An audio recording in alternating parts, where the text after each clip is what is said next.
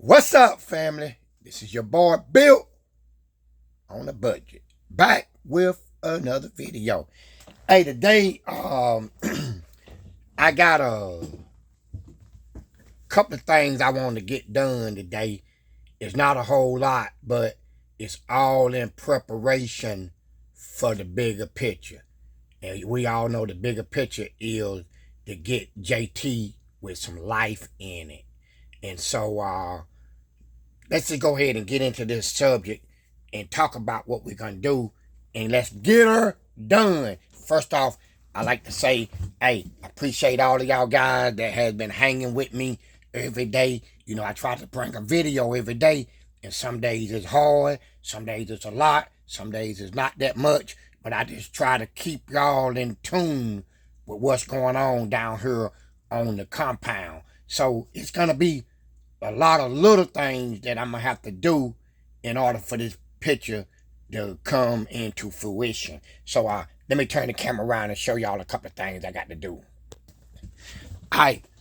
We know that I'm waiting on brand new starter boats. They supposed to be here on tomorrow, which would be Saturday. And I get my starter boats in, I'll be able to mount my starter on JT. I got to make some grounds, and you know, I'm using this little eyelet here, and I had an old cable that used to be a starter cable, and what I'm gonna do is I'm going to, you know, put this on. I got my solder wire, got my flux, and I'm gonna do that because ground wires are very important on your truck. See, what we fail to realize about grounds and on your pickup truck or car is you have to look at it like this here. Turn the camera around. You got your motor. Your motor mounted with rubber motor mounts. Your transmission has rubber transmission mounts on it. Okay. The front of your truck is mounted with rubber mounts on your radiator support, and your cab is mounted in with cab mounts, which are rubber. Okay, with all of that being said, how can you get ground transfer through rubber? Well, you can't. So that's why come your motor need to be grounded to your frame, first of all. Then your cab need to be grounded to the frame. Your motor need to be grounded to your cab. And then your ground wire that runs from your motor that go to your ground post on your battery, it should also have a lead that runs to your radiator support. You can't never have too many grounds. And a lot of times when you don't have gauges that don't work, it might be because your cab is not grounded to the frame. And so even though you have the gauges grounded on the inside, your gas tank grounded, the ground circuit is not complete because you don't have enough grounds on your truck. And that's why come you get a lot of variation in your headlights with them going up and down, inconsistencies in your gauges, and a lot of things don't work when you got your grounds not hooked up. Yesterday afternoon, I was able to sit the nose back up on the front of this truck, and I'm glad I did because it rained something terrible last night, and I didn't want all of that good work right there to be messed up. It's bad enough I got to deal with that, but you know, I can wash that off. That's not nothing lost. Okay, so enough with that. I'm waiting on my starter bolts to come in. I got to fix my grounds and put a hot lead on the starter to the battery, and I got to have my ground from the motor to the battery. I got to make that up, and then I got to, what I'm gonna do is, this is a temporary fuel pump, and these are my lines, right? Temporary pump, and that's my fuel line. That's my return line. So what I'm gonna do is, I'm gonna put this clamp on this line, and I'm gonna make me up a hot lead and a ground lead. I'm gonna put that on here and get my battery, and I'm gonna set this pump down in a bucket of gas, and I'm gonna pressurize my system to make sure that I don't have no leaks, because it could leak here. It could leak a lot of places. If y'all guys remember, I told y'all I redid all of the O-rings and stuff on my fuel rail. So before I get this truck ready to start, I want to put pressure on my fuel system just to make sure that I don't have any leaks. So let me get a couple of things done, and then I'm going to come right back to y'all guys. Okay, ladies and gentlemen, what's this we looking at? This is a gas tank on a budget. Y'all see I got the tank sitting down in there, submerged in the gas. And then that's the return line. I got my power running down to a battery. Now, what's supposed to happen is that once I turn this thing on, the return's supposed to start flowing. Let's see. Let me go on and turn it on here. Okay. I got a blowout somewhere, ladies. I smell gas. I got gas leaking somewhere. And look at that. It's leaking at the fuel regulator. The O-ring blowed out. Now, why did it do that?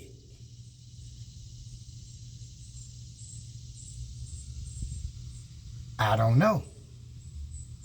But I'm getting ready to find out. It's a brand new O-ring. Everything was clean. I don't know. And I still don't know.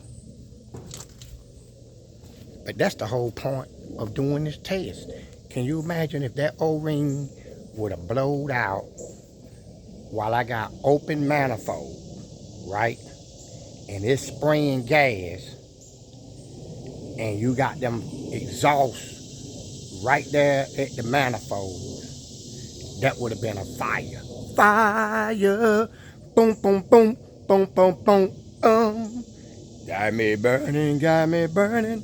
That's what would have been happening. So, do y'all see why it's necessary to do this? Now, I got to figure out why that O-ring, it looked like this thing is not seated. Well, you can see where it blows gas up here, but I stopped it. But it looked like, see that O-ring right there? It's like this piece pushed out. So do I have the clip on there right? Let me try it, and then I get back with you. Okay. For clarification, For those in the comment section, if you wind the video back, you will see that I had this clamp on wrong. I had to go down there to my other truck and look at it. It was kind of sketchy, and I still don't like the way it looked. It looked like it's still not pulling all the way up in there, but it is. So let's turn it on. Let's see what she's gonna do.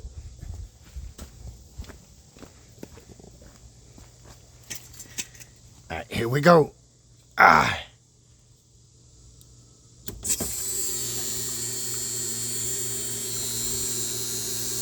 Y'all see the return is working like it's supposed to. See how it's returning the fuel back in the tank?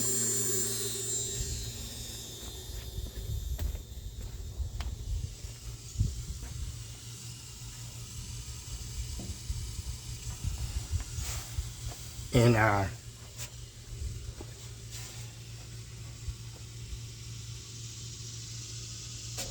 can hear the fuel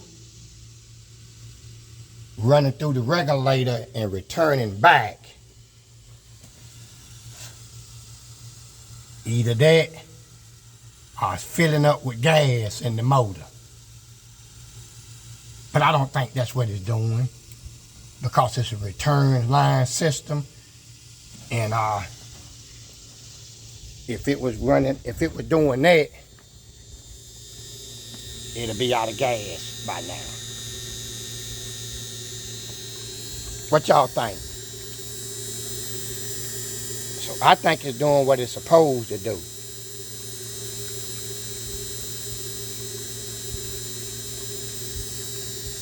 All the thing I can do is let it run and see.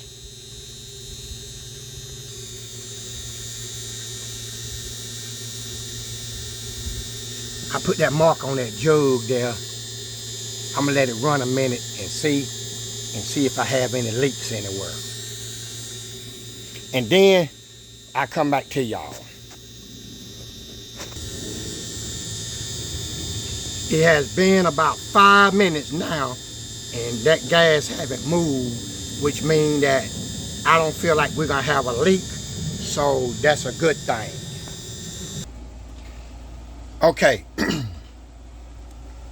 now, it's a moral to the story that y'all just seen on the outside when I pressurized my fuel system. And one of them is, that's not a bad idea.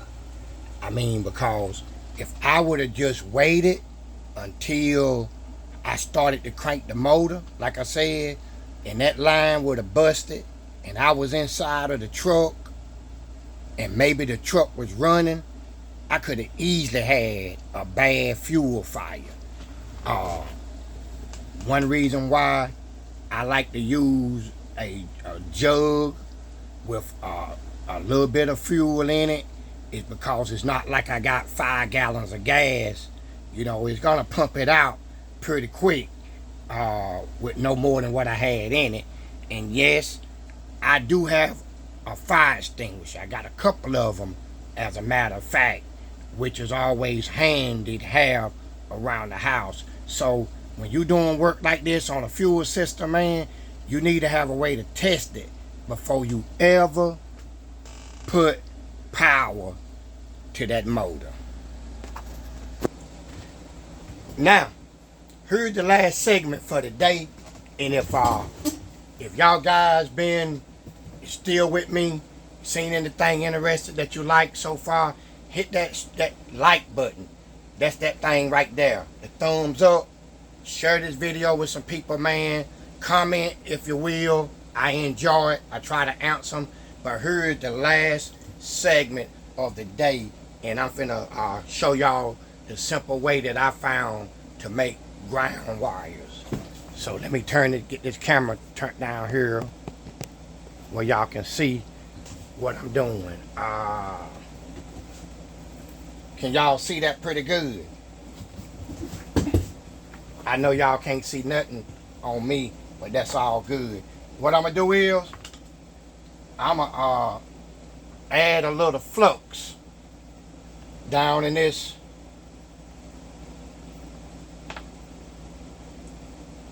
hole.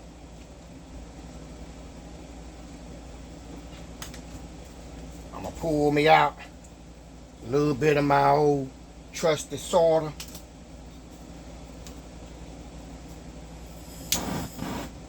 Fire up the old juice box.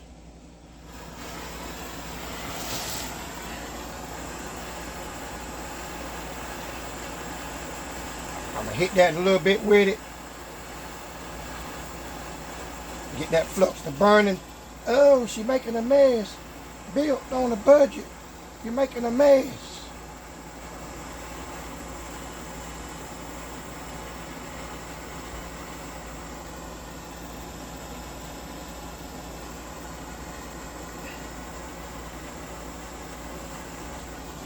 Got the old sorter down there in the hole.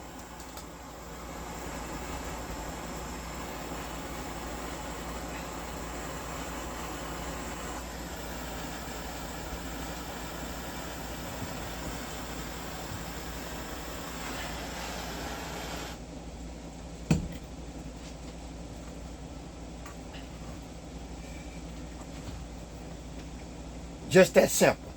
Clean up a little bit around it, and that's a done deal right there. That's ready to go on the truck soon as she cool off. It only took a minute. It only took a minute, girl. So look, I appreciate y'all guys. Come on, baby, come out of there. I'm trying to get this thing off the tripod. Yeah, appreciate y'all guys. To the next one. Don't forget, tomorrow, the day is Friday, when you seeing this video. If you ain't seeing it and you seeing it Saturday, then you need to know that Saturday at 1 o'clock, questions and answers, built on the budget, Miss Built on the Budget. We be looking forward to seeing y'all. And to the next one is your boy, Built Right. See that Armstrong, old John, Built Right on the Budget, saying peace.